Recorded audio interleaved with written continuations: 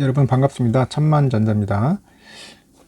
늦은 밤인데 기사를 보다 보니까 대만이 상당히 지금 힘든 것 같아요. 지금 보니까 대만이 이제 코로나 확산 때문에 현재 10여일간에 벌써 사망자가 87명 정도 나왔다고 하네요. 87명.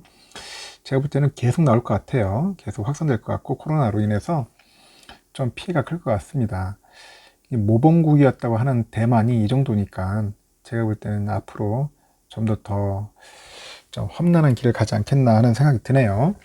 여기에 또 이제 각종 기업들도 상당히 좀 타격을 많이 입을 것 같아요. 대만도 보면 IT 기업들이 많은데 거기 또 반도체 기업도 많고 제가 보니까 코로나 때문에 우리 작년의 모습을 한번 볼 것 같습니다.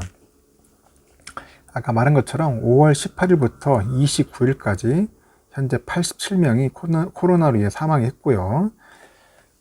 지금 보니까 대만 언론에 따르니까 보건당국은 전날 신규 지역사회 감염 환자가 320명과 공식 수치에 미반영된 확진자 160명 등 해외 유입 환자 7명, 전체 확진자 수가 모두 493명에 이른다고 하네요. 특히 기저질환이 없는 36세 남성이 기침 등 증상을 보여서 검사를 받고 확진된 지 하루 만에 숨지는 등 사망자가 21명 발생했다. 그렇게 나온 것 같아요.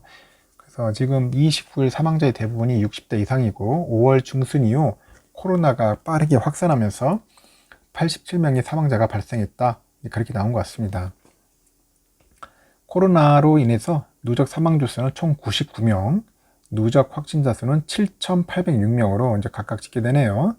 그래서 대만 매체는 전날 사망자 중 6명이 숨지고 나서 확진되는 등 최근 사망자 가운데 수십 명이 사망 후에 확진 판정을 받았다고 합니다.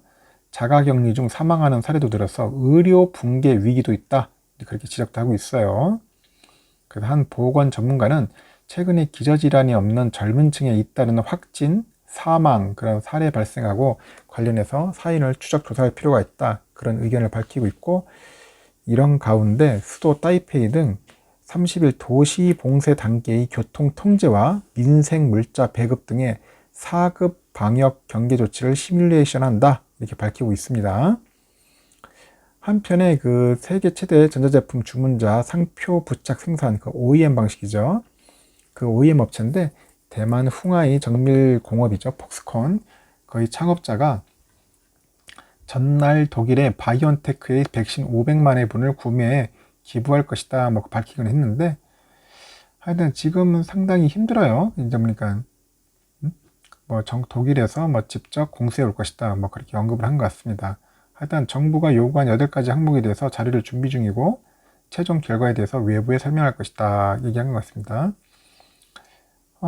일단은 하여튼간 참 이 코로나는 이게 처음에 방역을 잘 한다 하더라도 제가 볼 때는 이게 한 방에 무너져 버리면은 그게 결국 국가 기반을 이제 흔들리는 거죠.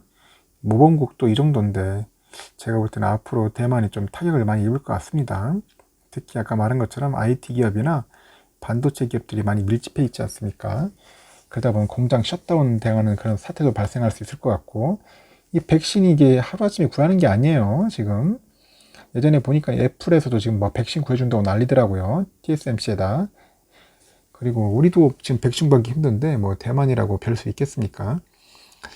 하여튼 지금 대만 상황이 그래요. 지금 지진이나 가뭄 이게 중요한 게 아니라 제가 볼 때는 코로나 때문에 더 힘들 것 같아요. 코로나.